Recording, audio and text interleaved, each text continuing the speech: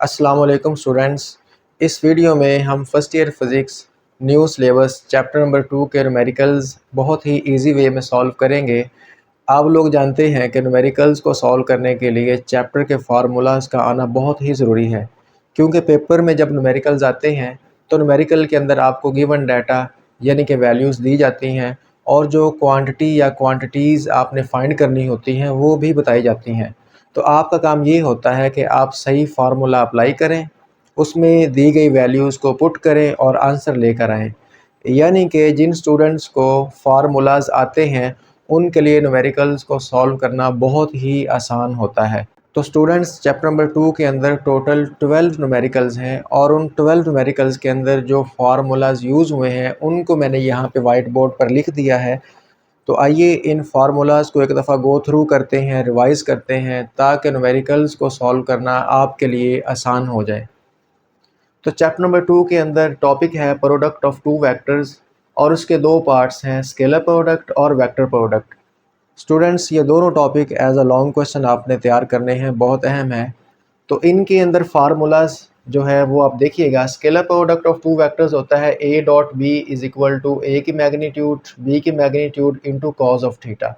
और vector product का formula भी आप जानते हैं, A cross B is equal to A magnitude B magnitude sine theta. तो ये दोनों फार्मूलाज पहले न्यूमेरिकल को सॉल्व करने के लिए यूज़ होंगे। इसके बाद आपकी बुक के अंदर इक्वेशंस ऑफ मोशंस को डिराइव किया गया है। ये टॉपिक भी लॉन्ग क्वेश्चन के लिहाज से बहुत अहम है, लेकिन यहाँ पर हम सेकंड इक्वेशन ऑफ मोशन को ही पढ़ेंगे, चूँकि ये एक इक्वेशन ही न्यूमेरिकल्स में यूज़ हुई है, पहली और तीसरी किसी न्यूमेरिकल में इस्तेमाल नहीं हुई। तो सेकंड इक्वेशन ऑफ मोशन आप जानते हैं, S is equal to V I T plus 1/2 A T square, और डिस्टेंस का फार्मूला होता है स्पीड मल्टीप्लाई बाय टाइम। तो ये जो इक्वेशन है और ये फार्मूला न्यूमेरिकल नंबर 2 और न्यूमेरिकल नंबर 8 के अंदर यूज़ होगा। इसके बाद लॉ ऑफ वेक्टर एडिशन है। अगर आपने दो वेक्टर्स को ऐड करना हो या सब्ट्रैक्ट करना हो तो उसका फार्मूला हमारे पास होता है A plus B is equal to square root of A square plus B square plus 2ab cos theta. Same formula A minus B के लिए है, लेकिन यहाँ पर जो माइनस का साइन है वो आ जाता है, बाकी सारा सेम फार्मूला है। और ये दोनों फार्मूला न्यूमेरिकल नंबर 3 में यूज़ होंगे। उसके बाद आप लोगों ने मोमेंटम वाला टॉपिक भी पढ़ा है। आप जानते हैं product of mass and velocity is called momentum. तो ये वाला फार्मूला न्यूमेरिकल नंबर 4 के अंदर यूज़ होगा। इसके साथ इम्पल्स का टॉपिक भी आपने पढ़ा है। The product of force and time is called impulse, और इम्पल्स जो है वो इक्वल होता है चेंज इन मोमेंटम के। तो इसलिए हम चेंज इन मोमेंटम इम्पल्स की जगह लिख सकते हैं। तो चेंज इन मोमेंटम भी इक्वल होगा फोर्स मल्टीप्लाई बाय टाइम के। ये दोनों फार्मूला न्यूमेरिकल नंबर 6 और न्यूमेरिकल नंबर 7 में यूज़ होंगे। इसके बाद इस चैप्टर का most important topic long question जो पेपर में बहुत दफ़ा आता है वो है प्रोजेक्टाइल मोशन। इसके अंदर आप 3 डेरिवेशंस करते हैं, टाइम का फार्मूला ड्राइव करते हैं, हाइट ऑफ प्रोजेक्टाइल ड्राइव करते हैं और रेंज ऑफ प्रोजेक्टाइल भी आप ड्राइव करते हैं। तो टाइम का फार्मूला होता है 2vi sin theta over G. Height का formula height is equal to V I square sine square theta over G. Range of projectile is equal to V I square sine 2 theta over G. तो ये तीनों formula numerical number 5 और numerical number 9 के अंदर use होंगे। तो इसके साथ ही इस दफ़ा हमारी बुक में कुछ नए टॉपिक्स ऐड हुए हैं, जिनमें एक टॉपिक है in elastic collision in one dimension. ऐसी कोलिजन जिसमें दो बॉडीज़ आपस में कोलाइड करें और कोलिजन के बाद उनकी काइनेटिक एनर्जी कंजर्व ना रहे, ऐसी कोलिजन को कहते हैं इन इलास्टिक कोलिजन। और इन इलास्टिक कोलिजन में जब बॉडीज़ आपस में कोलाइड करती हैं तो कोलाइड करने के बाद वो दोनों ऑब्जेक्ट्स एक दूसरे के अंदर मर्ज हो जाते हैं। तो यहाँ पे मैंने डायग्राम बनाई है, ये आपकी बुक के अंदर भी डायग्राम बनी हुई है। ये है बिफोर कोलिजन, पहली बॉल का मास m1 वेलोसिटी v1, दूसरी बॉल का मास m2 वेलोसिटी v2। ये दोनों आपस में कोलाइड करती हैं और कोलाइड करने के बाद ये सिंगल मास में कन्वर्ट हो जाती हैं, जिसका मास इन दोनों का सम होगा m1 प्लस m2 और इसकी वेलोसिटी होगी vf। तो अब हम इस डायग्राम के ऊपर law of conservation of momentum apply करेंगे। आप जानते हैं law of conservation of momentum क्या होता है कि initial momentum is equal to final momentum. तो इनिशियल मोमेंटम क्या होगा, इसका मोमेंटम m1v1 और इसका मोमेंटम m2v2 दोनों को प्लस करेंगे, यानी m1v1 plus m2v2 is equal to इस गेंद का मोमेंटम क्या होगा, इसका मैस और इसकी वेलोसिटी, यानी m1 plus m2 into vf। ये फार्मूला भी यूज़ होगा। इनिशियल काइनेटिक एनर्जी देख लीजिए, इनिशियल काइनेटिक एनर्जी यानी टकराने से पहले ऑब्जेक्ट्स की काइनेटिक एनर्जी, तो वो होगी पहले ऑब्जेक्ट की काइनेटिक एनर्जी यानी 1/2 m1v1 square plus 1/2 m2v2 square, और फाइनल काइनेटिक एनर्जी क्या होगी, इस ऑब्जेक्ट की काइनेटिक एनर्जी यानी 1/2 इसका मैस और इसकी वेलोसिटी का स्क्वायर। तो ये जो फार्मूला है ये न्यूमेरिकल नंबर 10, 11 और 12 में यूज़ होंगे। तो यहाँ पर इस चैप्टर के न्यूमेरिकल्स को सॉल्व करने के लिए इन फार्मूलाज़ का आना बहुत ही ज़रूरी है। अगर आपको ये फार्मूलाज़ आते हैं तो ये न्यूमेरिकल्स आपके लिए सॉल्व करना बहुत ही आसान हो जाएगा। तो चलिए स्टूडेंट्स, अब हम पहले न्यूमेरिकल से स्टार्ट करते हैं। तो स्टूडेंट्स, पहला न्यूमेरिकल बहुत ही अहम है। जो भी न्यूमेरिकल इम्पोर्टेंट होगा उसके साथ में VIP लिख दूंगा ताकि आप उसको अच्छे से एग्ज़ाम के पॉइंट ऑफ व्यू से तैयार कर सकें। पहला न्यूमेरिकल कहता है the magnitude of cross and scalar product of two vectors are 4√3 and 4 respectively, यानी दो वेक्टर्स के क्रॉस प्रोडक्ट की मैग्नीट्यूड 4√3 है और दो वेक्टर्स के स्केलर प्रोडक्ट की मैग्नीट्यूड 4 है। तो अब हम गिवन डाटा के अंदर इसको लिख लेते हैं। लेट करते हैं A और B हमारे पास दो वेक्टर्स हैं, तो A क्रॉस B यानी इनके क्रॉस प्रोडक्ट की ये जो लाइनें हैं ये मैग्नीट्यूड को शो कर रही हैं, तो A क्रॉस B और ये मैग्नीट्यूड, तो इसको पढ़ेंगे magnitude of cross product is equal to 4√3, और A dot B dot product को स्केलर प्रोडक्ट कहते हैं, तो स्केलर प्रोडक्ट यानी A डॉट B इसकी मैग्नीट्यूड हमारे पास 4 है।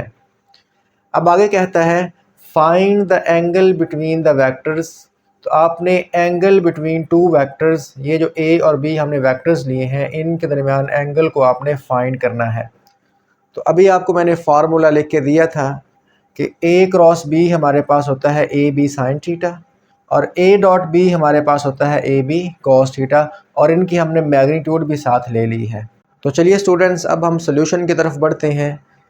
ये जो हमने दो फार्मूलाज यहाँ पे लिखे हैं इन दोनों को अब हमने डिवाइड करना है, तो लिख दिया डिवाइडिंग इक्वेशन 2/1।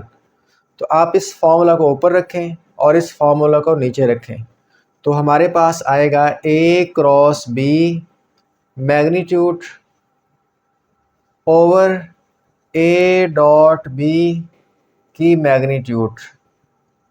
लेफ़्ट साइड को लेफ़्ट साइड पे डिवाइड कर दिया, इक्वल लगाएं, राइट साइड को राइट साइड पे डिवाइड कर दें, AB sine theta over AB cos theta. Students, अब आप यहाँ पे देख रहे हैं कि AB से AB कट जाएगा, तो जो हमारे पास बचा है उसको एक दफ़ा तरतीब से लिख लेते हैं। इस तरफ बचा साइन थीटा बटा कॉस थीटा, इसको मैं यहाँ पे लिख लेता हूँ sine theta over cos theta, और इसको इस तरफ लिख लेता हूँ ताकि हमारी तरतीब लग जाए, थीटा इस साइड पे आ जाए जो कि हमने फाइंड करना है। तो ये आया A क्रॉस B की मैग्नीट्यूड यानी क्रॉस प्रोडक्ट की मैग्नीट्यूड ओवर डॉट प्रोडक्ट की स्केलर प्रोडक्ट की मैग्नीट्यूड A डॉट B। अब हम इसमें वैल्यूज़ पुट करेंगे। स्टूडेंट्स, आप जानते हैं sine theta over cos theta हमारे पास होता है टेन थीटा, तो इसको हम टेन थीटा लिख लेते हैं इज़ इक्वल टू, अब आप गिवन डाटा में देखें कि A क्रॉस प्रोडक्ट की मैग्नीट्यूड यानी A क्रॉस प्रोडक्ट की मैग्नीट्यूड हमारे पास किसके इक्वल है 4√3 के, तो इसकी वैल्यू वो दी हुई है, पुट कर दें 4√3। अब यहाँ पे बटा लगाएं, A डॉट B की मैग्नीट्यूड उसने दी है, A डॉट B की मैग्नीट्यूड हमारे पास 4 है, तो इसको आप यहाँ पे 4 पुट कर दें। स्टूडेंट्स, अब ये 4 के बाहर है, ये नीचे वाले 4 से कट जाएगा, तो हमारे पास ये आएगा tan theta is equal to √3। अब क्योंकि हमने थीटा मालूम करना है तो हम लोग क्या करते हैं, थीटा को इस तरफ रख लेते हैं और जो टेन है उसको इधर ले आते हैं। आप जानते हैं जब हम एंगल को दूसरी साइड पर लेके जाते हैं तो वो इन्वर्स हो जाता है। तो tan इधर आकर हो जाएगा tan इन्वर्स और यहाँ पे आ जाएगा √3। अब इसके बाद आपने इसको कैलकुलेटर से सॉल्व करना है। आप tan इन्वर्स एक दफ़ा ऐसे ही लिख लें और 3 का अंडर रूट ले लें। 3 का अंडर रूट आपको मिलेगा 1.73। अब जो आंसर आया है 3 के अंडर रूट का, उसका आप tan इन्वर्स लें। इन्वर्स कैसे लेते हैं? कैलकुलेटर में आपने पहले शिफ्ट को प्रेस करना है, उसके बाद tan को, तो ये tan इन्वर्स लिखा जाएगा। उसके सामने आप ये लिख दें तो ये आपके पास आएगा 60 डिग्री। तो उसने बोला था कि एंगल फाइंड करना है दो वेक्टर्स का, तो हमारे पास एंगल 60 डिग्री आया। अब हम इसका रिज़ल्ट लिख लेते हैं। तो स्टूडेंट्स, इस तरीके से हमने इस न्यूमेरिकल को सॉल्व कर लिया और हमारा रिज़ल्ट निकला, hence the angle between two vectors A and B is 60 degree. Students, इस तरीके से आप इस न्यूमेरिकल को सॉल्व करेंगे तो आपको पूरे नंबर मिलेंगे। मोस्ट स्टूडेंट्स न्यूमेरिकल के अंदर सिर्फ 3 हेडिंग्स देते हैं, गिवन डाटा, टू फाइंड और सोल्यूशन की। तो 2 हेडिंग्स जो हैं फार्मूला यूजिंग और रिज़ल्ट, ये भी अगर आप ऐड कर लें तो आपकी प्रेजेंटेशन और बेहतर लेवल पे चली जाएगी। तो आइए अब हम न्यूमेरिकल नंबर 2 स्टार्ट करते हैं और देखते हैं कि उसकी स्टेटमेंट क्या कहती है।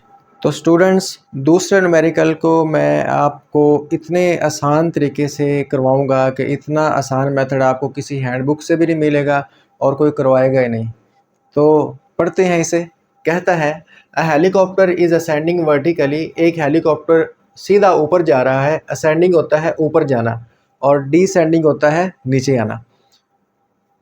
Eight the rate of 19.6 metre per second. और हेलीकॉप्टर की ऊपर जाने की जो वेलोसिटी है, जो स्पीड है, वो 19.6 मीटर पर सेकंड है। तो हमने गिवन डाटा के अंदर इसको लिख लिया, velocity is equal to v is equal to 19.6 metre per second. आगे कहता है, when it is at a height of 156.8 metre above the ground. जब हेलीकॉप्टर ज़मीन से, ग्राउंड से इतनी हाइट पे पहुंच जाता है, तो उसने हमें हाइट दी है। हाइट को आप h से शो कर लें, ये है 156.8 मीटर, यानी ये हमें डिस्टेंस जो है हाइट की फॉर्म में दिया गया है। तो जब हेलीकॉप्टर इतनी बुलंदी पे पहुंच जाता है, अ स्टोन इज़ ड्रॉप्ड, तो उस हेलीकॉप्टर से एक पत्थर जो है वो नीचे गिराया जाता है। अब पूछता ये है कि how long does the stone take to reach the ground. उस पत्थर को जो 156.8 मीटर से गिराया गया हेलीकॉप्टर से, उस पत्थर को ज़मीन तक पहुंचने में कितना टाइम लगेगा। तो हमने फाइंड क्या करना है, time to reach the ground, यानी T is equal to find out. अब मैंने आपको फार्मूला पहले ही बता दिया था, डिस्टेंस इक्वल होता है स्पीड मल्टीप्लाई बाय टाइम। अब देखें यहाँ पे हमने डिस्टेंस को हाइट की फॉर्म में लिया हुआ है, तो हम s की बजाय h पुट कर देते हैं, h is equal to v into t. अब क्योंकि हमने तो टाइम फाइंड करना है, तो अगर टाइम को आप एक साइड पे करें तो वेलोसिटी या स्पीड जो है वो उधर जाकर डिवाइड हो जाएगी, तो टाइम बनेगा हाइट ओवर स्पीड। तो यहाँ पे हम सोल्यूशन इसका स्टार्ट करते हैं। जैसा कि हम जानते हैं कि टाइम का फार्मूला हमारे पास क्या बना, h over v। By putting values, इसमें हम वैल्यूज़ पुट करते हैं। तो t is equal to h की वैल्यू हमारे पास 156.8 है, ओवर स्पीड की वैल्यू हमारे पास 19.6 है। तो स्टूडेंट्स, अब आपने इन वैल्यूज़ को कैलकुलेटर में पुट करना है, डिवाइड करना है, तो आपके पास आंसर आएगा 8 सेकंड, यानी कि उस पत्थर को जो हेलीकॉप्टर से गिराया गया उसको ज़मीन तक पहुंचने में 8 सेकंड लगेंगे। तो अब हम रिज़ल्ट लिखते हैं। तो रिज़ल्ट हमारे पास आया, hence time taken by stone to reach the ground is 8 second, यानी स्टोन को ग्राउंड तक पहुंचने में जो टाइम लगा वो 8 सेकंड है। तो उम्मीद करता हूं स्टूडेंट्स आपको ये न्यूमेरिकल बहुत ही अच्छे तरीके से समझ आ गया होगा। अब हम तीसरा न्यूमेरिकल स्टार्ट करते हैं। तो स्टूडेंट्स, तीसरा न्यूमेरिकल वेरी इंपॉर्टेंट है। आइए इसकी स्टेटमेंट देखते हैं। कहता है, if vector A plus vector B की magnitude is equal to vector A minus vector B की मैग्नीट्यूड। अगर दो वेक्टर का सम इक्वल हो दो वेक्टर्स के डिफरेंस के, तो then prove that A and B. तो आपने प्रूव करना है कि ए और B are perpendicular to each other, ये आपस में परपेंडिकुलर होंगे, यानी इनके दरमियान जो एंगल है वो 90 डिग्री होगा। तो गिवन डाटा के अंदर हम सेम यही चीज़ लिख लेते हैं, ये वाली, और हमें फाइंड क्या करना है कि A and B are perpendicular to each other, यानी हमने थीटा जो है वो 90 डिग्री अपने आंसर में ले के आना है। यानी जो हमारा आंसर है वो भी उसने स्टेटमेंट के अंदर बता दिया है कि ये आंसर आपका आना चाहिए। फार्मूला यूजिंग, कौन सा फार्मूला यूज़ करेंगे, हमने इसको पहले भी देख लिया था फार्मूला लिस्ट के अंदर। According to law of vector addition A plus B और ए माइनस बी का फार्मूला आपके सामने लिखा हुआ है, इसको आप याद कर लें। तो स्टूडेंट्स अब हम सोल्यूशन स्टार्ट करते हैं। सोल्यूशन के अंदर गिवन दैट हमें ये चीज़ दी गई है, तो इसको एक दफ़ा यहाँ पे लिख लेते हैं कि a plus B is equal to magnitude of vector a minus vector b की मैग्नीट्यूड। अब हम a प्लस बी की जगह पे इसका फार्मूला अप्लाई करेंगे, इज़ इक्वल लगा के, और a माइनस बी के मैग्नीट्यूड का फार्मूला भी यहाँ पे पुट करते हैं। तो चलिए इसको पहले लिखते हैं, a प्लस बी इक्वल होता है a square plus B square plus 2ab cos theta.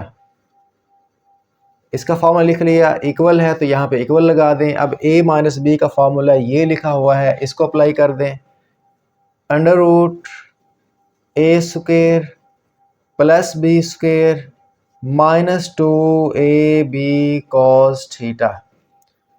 अब स्टूडेंट्स हमने यहाँ पे अंडर रूट को ख़त्म कर रहा है, तो आप जानते हैं अंडर रूट ख़त्म करने के लिए हमें स्क्वायर लेना पड़ेगा। तो taking square on both sides, आपने दोनों तरफ का यहाँ पे स्क्वायर ले लेना है। अब जानते हैं जब हम स्क्वायर लेंगे तो स्क्वायर लेने से जो अंडर रूट है वो ख़त्म हो जाएगा, तो हमारे पास आएगा a square plus B square plus 2ab cos theta is equal to a square minus B square minus 2ab into cos theta. अब इस तरह करते हैं कि ये वाले जितने भी फैक्टर्स हैं, ये तीनों टर्म्स हम उस तरफ ले जाते हैं। तो पहले इसको लिख लेते हैं, a square plus B square plus 2ab cos theta, यानी इन तीनों को यहाँ पे लिख लिया। अब इन तीनों को उधर लेके जाएंगे। आप जानते हैं जब हम इन तीनों को उधर लेके जाएंगे तो इनके साइन चेंज हो जाएंगे। ये a स्क्वायर प्लस वाला है, उधर जाकर माइनस a स्क्वायर हो जाएगा। ये दोनों माइनस के हैं, उधर जाकर प्लस के हो जाएंगे। तो इस तरीके से plus B square plus 2ab cos theta. अब चूँकि ये उधर चले गए तो इधर आप जानते हैं 0 हम लिख लेंगे। अब यहाँ पर a स्क्वायर प्लस का a स्क्वायर माइनस का कट गए, बी स्क्वायर प्लस का बी स्क्वायर माइनस का ये भी कट गए, 2ab cos theta plus 2ab cos theta, इन दोनों को प्लस करेंगे तो बनेगा 4ab cos theta is equal to 0। अब चूँकि हमने एंगल फाइंड करना है तो लिहाजा हम cos थीटा इधर रखते हैं इज़ इक्वल टू 0, और cos थीटा के साथ 4a और b मल्टीप्लाई हो रहे हैं तो इस तरफ आकर ये डिवाइड हो जाएंगे, 4ab cos theta is equal to, आप जानते हैं ऊपर 0 हो बटे के और नीचे कुछ भी हो, जब ऊपर 0 हो तो आंसर ने 0 ही आना है। अब नेक्स्ट स्टेप हम यहाँ पे करते हैं ऊपर। तो हमने चूँकि एंगल थीटा फाइंड करना है तो थीटा आप यहाँ पे रखें, इस कॉज को आप इस तरफ ले आएँ। आप जानते हैं जब हम एंगल को दूसरी तरफ लेकर आते हैं तो उसका इन्वर्स हो जाता है, तो ये बनेगा कॉज इन्वर्स 0। अब आप इसको कैलकुलेटर से सॉल्व कर सकते हैं। कॉज इन्वर्स 0 जो है वो आएगा हमारे पास 90 डिग्री। तो हमने यही प्रूव करना था कि a और b जो हैं वो आपस में परपेंडिकुलर हैं, यानी इनके दरमियान एंगल 90 डिग्री होता है। तो चलें अब हम रिज़ल्ट लिख लेते हैं। तो स्टूडेंट्स हमारे पास रिज़ल्ट आया, hence vector a and b are perpendicular to each other, यानी a और b जो वेक्टर्स हैं वो आपस में परपेंडिकुलर हैं क्योंकि उनके दरमियान एंगल 90 डिग्री हमने प्रूव कर दिया है। तो उम्मीद करता हूँ ये न्यूमेरिकल आपको अच्छे से समझ आ गया होगा। अब हम इसी शौक़ के साथ, इसी लगन के साथ नेक्स्ट न्यूमेरिकल स्टार्ट करते हैं। अब हम न्यूमेरिकल नंबर 4 स्टार्ट करेंगे। न्यूमेरिकल नंबर 4 की स्टेटमेंट आपने इंतहाई ध्यान के साथ समझनी है। ये न्यूमेरिकल थोड़ा सा लेंथी है लेकिन आसान तरीके से आपको समझाने की कोशिश करूँगा। कहता है a body of mass m at rest, एक बॉडी जिसका मैस कैपिटल M है और वो रेस्ट में है, एक्सप्लोड्स इनटू 3 पीसेस। क्या हुआ, वो बॉडी 3 पीसेस के अंदर एक्सप्लोड हो गई, फट गई। तो यहाँ पे हमें इस न्यूमेरिकल को 2 हिस्सों में डिवाइड करना पड़ेगा, एक बिफोर एक्सप्लोजन और एक आफ्टर एक्सप्लोजन। तो पहले हम गिवन डाटा के अंदर बिफोर एक्सप्लोजन की हेडिंग देते हैं और डायग्राम के अंदर भी मैंने इसको बना के दिया है ताकि आपको इसकी अंडरस्टैंडिंग अच्छे से आ सके। तो एक बॉडी जिसका मैस m है, तो हमने यहाँ पे इसका मैस m शो कर लिया, ये बॉडी ले ली एट रेस्ट, और ये रेस्ट में है तो उसकी वेलोसिटी 0 ले ली, और यहाँ पे लिख लिया mass of body m before collision, और उसकी वेलोसिटी जो है वो 0 है क्योंकि वो रेस्ट में है। अब एक्सप्लोजन के बाद क्या हुआ, एक्सप्लोड इनटू 3 पीसेस, ये 3 पीसेस के अंदर जो है एक्सप्लोड हुई, इसके 3 पीसेस बने, 2 ऑफ विच मैस m/4, उनमें से 2 पीसेस का मैस m/4 है। तो हमने यहाँ पे लिख लिया mass of first piece, mass of second piece, m1 m2 से शो किया, दोनों का मैस m/4 है क्योंकि उसने बताया है। आगे कहता है कि ये जो 2 मैस हैं, each are thrown off in perpendicular directions, ये दोनों मैस परपेंडिकुलर आपस में गए हैं। अब यहाँ पे अगर आप देखें ये m1 ये m2 दोनों का मैस m/4 लिख लिया। अगर m1 y एक्सिस में गया है तो m2 x एक्सिस में गया है, यानी दोनों परपेंडिकुलर थ्रो हुए हैं with velocities 3 metre per second and 4 metre per second respectively, यानी फर्स्ट मैस की वेलोसिटी 3 थी और सेकंड की 4 थी।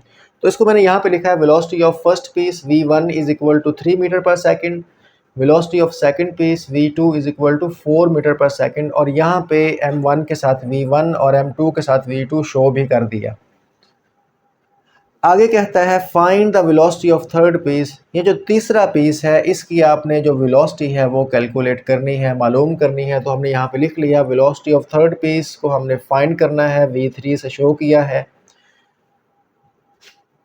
आगे कहता है with which it will be phloem away, और ये जो तीसरा पीस है ये किस तरफ फ्लो करेगा ये भी बताना है। तो स्टूडेंट्स हमें पहले 2 पीसेस का मैस मालूम है, तो थर्ड पीस का मैस हम खुद फाइंड कर लेते हैं।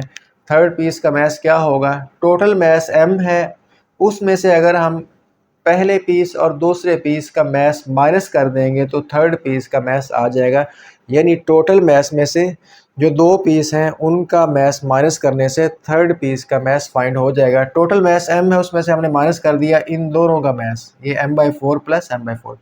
इसको सॉल्व करते हैं, ये m वैसे आ गया minus m/4 plus m/4 2m/4। Okay, अब यहाँ पे आप 4 एलसीएम ले लें, एलसीएम लेना आपको आता है, तो ये क्या बनेगा 4m माइनस 2m, तो 4 में से 2 गए तो 2m/4, 2 4 होता है तो ये m/2 थर्ड पीस का मैस आ चुका है। तो ये हमारे पास गिवन डाटा था जिसमें बिफोर एक्सप्लोजन में हमें मैस और वेलोसिटी दी गई है, और आफ्टर एक्सप्लोजन में हमें तीनों पीसेस का मैस, पहले 2 का दिया था, तीसरे पीस का मैस हमने खुद मालूम किया। पहले 2 पीस की वेलोसिटी दी थी, तीसरे पीस की वेलोसिटी हमने फाइंड करनी है। तो चलिए अब इसका सॉल्यूशन स्टार्ट करते हैं और देखते हैं इसको कैसे सॉल्व करना है। तो देखें, पहले हमने तीनों पीस का मोमेंटम जो है उसको लिखना है। मोमेंटम ऑफ फर्स्ट पीस, इसको P1 से शो करेंगे। आप जानते हैं मोमेंटम होता है product of mass and velocity, तो चूँकि पहला पीस है तो मैस m1 होगा, वेलोसिटी v1 होगी। अब आप जानते हैं हमारे पास जो m1 है दैट इज़ m/4, ये हमारे पास m/4 है, इसको लिख लेते हैं, और इनटू v1, और v1 हमारे पास 3 है तो इसको भी लिख लेते हैं 3। तो हमारे पास यहाँ पे P1 जो है वो आ चुका है, P1 is equal to 3m/4। तो ये हमारे पास पहले पीस का मोमेंटम आ गया। इस तरह हमने सेकंड पीस का मोमेंटम फाइंड करना है, तो वो P2 होगा, दैट इज़ m2v2। अब m2 जो है वो भी m/4 है, तो यहाँ पे इसकी वैल्यू m/4 लगा दें, मल्टीप्लाई बाय v2, और v2 आप जानते हैं हमारे पास 4 है तो इसकी वैल्यू हम यहाँ पे 4 लगाएंगे, अब इस 4 से ये 4 कट जाएगा, तो हमारे पास जो मोमेंटम आया सेकंड पीस का विच इज़ P2, ये आया हमारे पास सिंपल m आ गया, चूँकि 4 से 4 कट गया था। सिमिलरली हम थर्ड पीस का मोमेंटम फाइंड करेंगे, जिसको हम P3 से शो करेंगे। ये हमारे पास होगा m3 इंटू V3।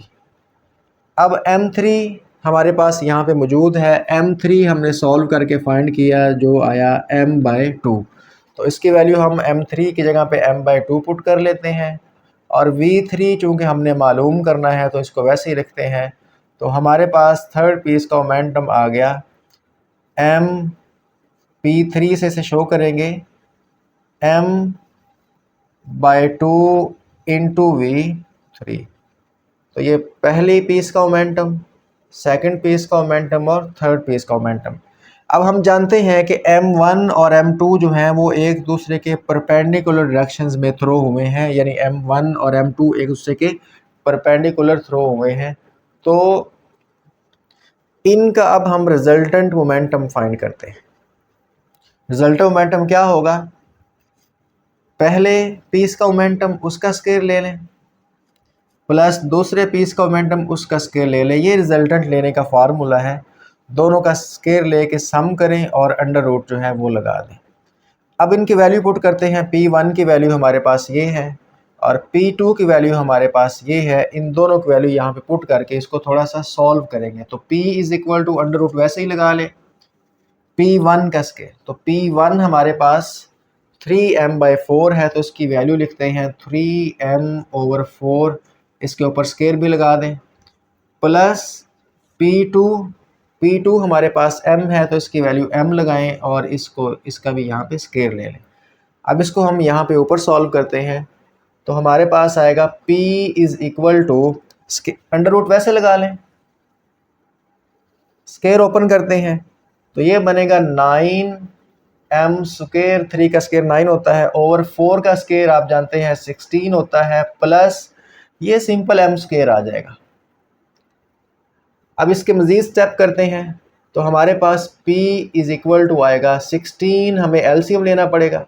16 एलसीएम लेते हैं तो ये बनेगा 9m स्क्वायर प्लस 16 इससे मल्टीप्लाई हो जाएगा 16m स्क्वायर और इस होल का अंडर रूट आएगा। अब मैं इक्वल लगा के सामने सॉल्व करता हूँ, चूँकि नीचे जगह थोड़ी कम है। तो यहाँ पे उन दोनों को, जो ऊपर वाले दो हैं, इनको प्लस कर दें, 16m square plus 9m square, तो ये बनेगा 25m स्क्वायर ओवर 16 और इसका स्क्वायर रूट। तो फाइनल हमारे पास आंसर आया। अब आप यहाँ पे अंडर रूट आप ख़त्म कर सकते हैं। 25 का अंडर रूट 5 होता है, m स्क्वायर के साथ अंडर रूट कट जाएगा स्क्वायर के साथ, तो m अकेला आएगा, और 16 का अंडर रूट आप जानते हैं 4 होता है।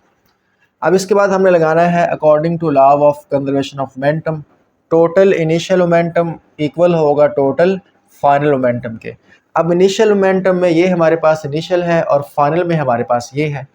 इनिशियल में हमारे पास मैस m है और वेलोसिटी v है। आप जानते हैं मोमेंटम का फार्मूला होता है मैस एंड वेलोसिटी। स्टार्ट में हमारे पास मैस m है और वेलोसिटी v है। अभी हम इसकी वैल्यू v की वैल्यू जब 0 पुट करेंगे, ठीक है, तो ये 0 हो जाएगा। और फाइनल मोमेंटम क्या है, पहले मैस का मोमेंटम, दूसरे पीस का मोमेंटम प्लस तीसरे पीस का मोमेंटम, यहाँ पे आप लगा लें। यानी इनिशियल में हमारे पास एक पीस था तो उसका मोमेंटम होगा mv, और फाइनल में वो 3 पीस हो गए तो तीनों पीस का मोमेंटम टोटल कर लें। अब यहाँ पे आप जानते हैं ये m और v हमारे पास 0 है, यानी कि स्टार्ट के अंदर जो हमारे पास v है वो 0 था। अब ये जो है पहले दोनों का कंबाइंड या रिजल्टेंट मोमेंटम, इसको आपने पुट करना है, और ये हमने यहीं से फाइंड किया था। m1 और m2 का जो रिजल्टेंट मोमेंटम है वो हमने फाइंड किया और वो ये वाला निकला, यानी 5m/4, ये इसकी वैल्यू है, प्लस P3 हमारे पास यहाँ पे मौजूद है। P3 है m/2 इंटू V3। अब आप जानते हैं कि ये जो है ये हमारे पास 0 हो जाएगा, तो इक्वल आएगा 5m/4 plus m/2 into V3। अब आप जानते हैं कि हमने V3 मालूम करना है, तो V3 वाली रकम को इधर रखते हैं और इसको इस तरफ ले जाएंगे। इस तरफ जाकर ये क्या हो जाएगी, माइनस हो जाएगी। तो ये बनेगा -5m/4 is equal to m/2 into V3, यानी ये इधर ही रह गई और ये वाली रकम चली गई उधर।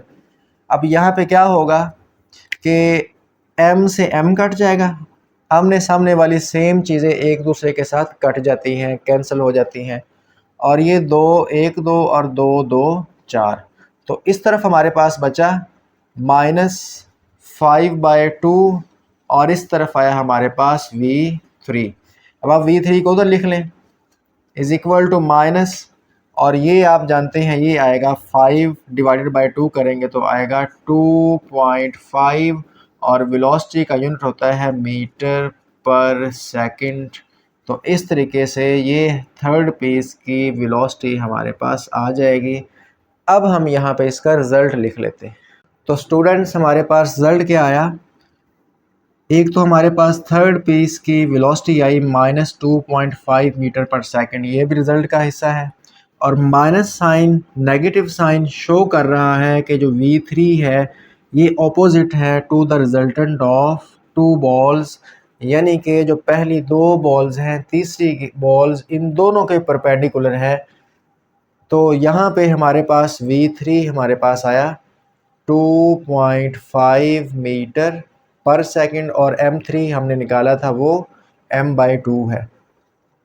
तो इस तरीके से हमने ये न्यूमेरिकल सॉल्व किया। आप भी अगर पेपर में इसको सॉल्व करें तो आप इसकी ये वाली डायग्राम ज़रूर बनाएं, और इसी तरह हेडिंग्स देकर जिस तरह हमने यहाँ पे सॉल्व किया है ऐसे ही आप सॉल्व करें। तो स्टूडेंट्स, मैं उम्मीद करता हूँ कि आपको ये वाला न्यूमेरिकल समझ आ गया होगा। अगर फिर भी आपको किसी पॉइंट से इसकी समझ नहीं आती तो आप वीडियो को बैक करके दोबारा देख लें, आपको ज़रूर समझ आ जाएगी। अब हम चलते हैं नेक्स्ट न्यूमेरिकल की तरफ। तो स्टूडेंट्स, अब हम न्यूमेरिकल नंबर 5 स्टार्ट करते हैं। कहता है a cricket ball is hit upward with a velocity of 20 metre per second. एक क्रिकेट बॉल को अपवर्ड आपने इस तरीके से हिट किया, छक्का लगाया, और कितनी वेलोसिटी दी उसको, 20 मीटर पर सेकंड। तो गिवन डाटा में हमने लिख लिया initial velocity of ball 20 metre per second, ये उसकी इनिशियल वेलोसिटी है। और किस एंगल पे थ्रो किया, हिट किया, at an angle of 45 degree with the ground, यानी आपने 45 डिग्री पे उसको हिट किया, तो एंगल हमारे पास आ गया 45 डिग्री। आगे 3 चीज़ें उसने पूछी हैं। फाइंड इट्स, ए पार्ट के अंदर हमने टाइम ऑफ फ्लाइट फाइंड करना है जिसको टी से शो करना है आपने। बी पार्ट में हमने मैक्सिमम हाइट फाइंड करनी है, तो हमने फाइंड करनी है बी पार्ट में मैक्सिमम हाइट, जिसको आप कैपिटल एच या स्मॉल एच से भी शो कर सकते हैं। इसके लिए भी आप स्मॉल टी यूज़ कर सकते हैं, कोई मसला नहीं है, कैपिटल टी यूज़ करें, स्मॉल टी यूज़ करें। सी पार्ट में कहता है how far away it hits the ground, ये जो गेंद जिसको आपने हिट किया है ये कितनी दूर जाके गिरेगी।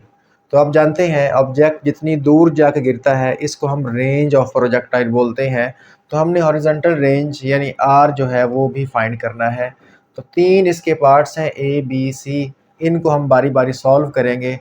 फार्मूलाज आपको मैंने लेक्चर के स्टार्ट में बता दिए थे, दोबारा फिर यहाँ पे लिख दिए हैं। टाइम, हाइट और रेंज का फार्मूला, इनको आप अच्छे से याद कर लें, ये आपको याद होने ही चाहिए। अब देखें, जिसको फार्मूला आते हैं उसके लिए न्यूमेरिकल करना कोई मुश्किल बात नहीं है, जस्ट वैल्यूज़ पुट करके आंसर ही लाना है। तो आप देख रहे हैं इन फार्मूलाज के अंदर स्मॉल जी यूज़ हो रहा है, तो इसको भी यहाँ पे लिख लिया है एक्सेलरेशन ड्यू टू ग्रेविटी या ग्रेविटेशनल एक्सेलरेशन, जिसको हम स्मॉल जी से शो करते हैं। Fix value 9.8 metre per second square, इसको याद रखें। तो चलिए स्टूडेंट्स, सोल्यूशन स्टार्ट करते हैं। ए पार्ट को पहले सॉल्व करते हैं। एस, जैसा कि हम जानते हैं कि टाइम इक्वल होता है 2VI साइन थीटा ओवर जी।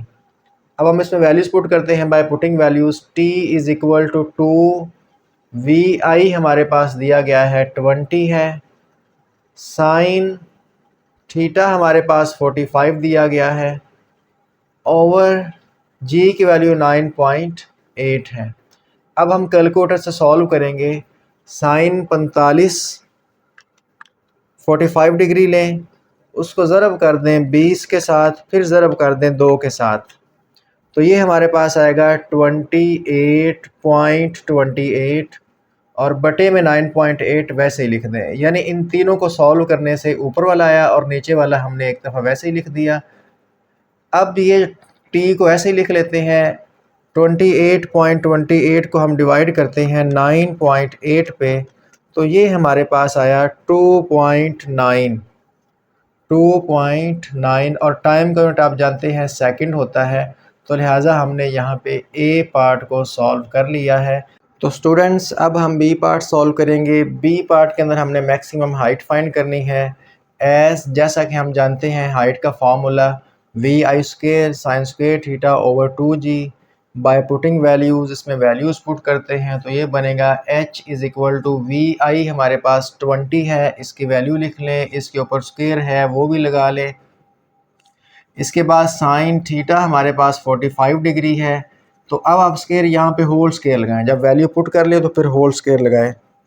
और बटे में हमारे पास है 2 और g की वैल्यू 9.8। इस तरीके से हम इसको सॉल्व करेंगे। अब इसको ऊपर सॉल्व करते हैं।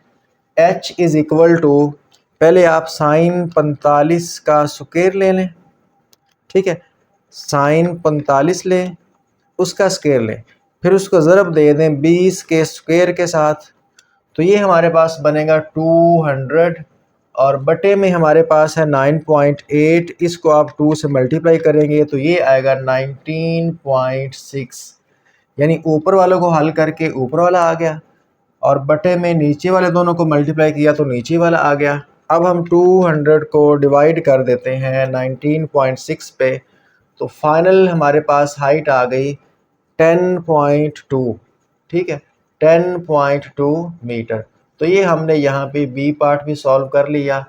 अब इसी तरह हम सी पार्ट को सॉल्व करते हैं और सी पार्ट में आप जानते हैं हमने हॉरिजॉन्टल रेंज फाइंड करनी है, तो यहाँ पे आप सी की हेडिंग दे दें horizontal range. Horizontal range find करने के लिए हमें हॉरिजॉन्टल रेंज का फार्मूला लगाना पड़ेगा, तो चलिए इसका फार्मूला लिख लेते हैं। जैसा कि हम जानते हैं हमारे पास रेंज का फार्मूला होता है, यहाँ पे लिखा हुआ है vi² sign 2 theta over g। अब इसमें हम वैल्यूज़ पुट करते हैं ताकि हम इसको सॉल्व कर सकें, आंसर को ला सकें। तो बाय पुटिंग वैल्यूज़, तो r is equal to vi आप जानते हैं हमारे पास 20 है, इसका square sine 2 into 45, theta 45 degree है, ये वाला 2 साथ लगेगा, ओवर g 9.8 होता है।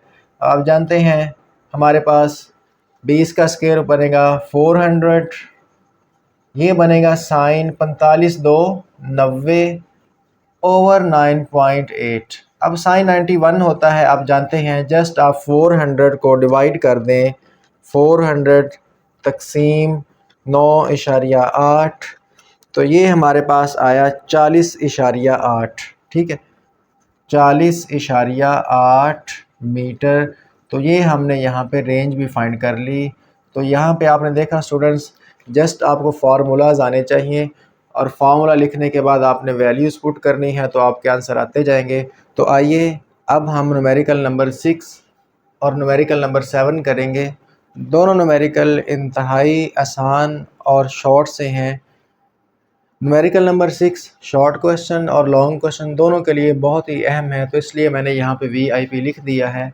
कहता है अ 20 ग्राम बॉल, एक गेंद है जिसका वज़न 20 ग्राम है, hits the wall of squash court, वो वॉल के साथ टकराई with a force of 50 Newton, और फोर्स जो है गेंद जब टकराई तो वॉल पे जो फोर्स लगी दैट इज़ 50 न्यूटन। तो हम गिवन डाटा में लिख लेते हैं force is equal to F is equal to 50 Newton.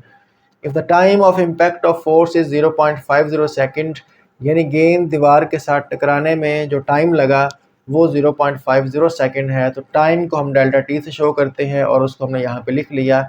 कहता है फाइंड द इम्पल्स, तो हमने टू फाइंड के अंदर क्या लिखा, इम्पल्स, इसका सिंबल I, ये हमने मालूम करना है।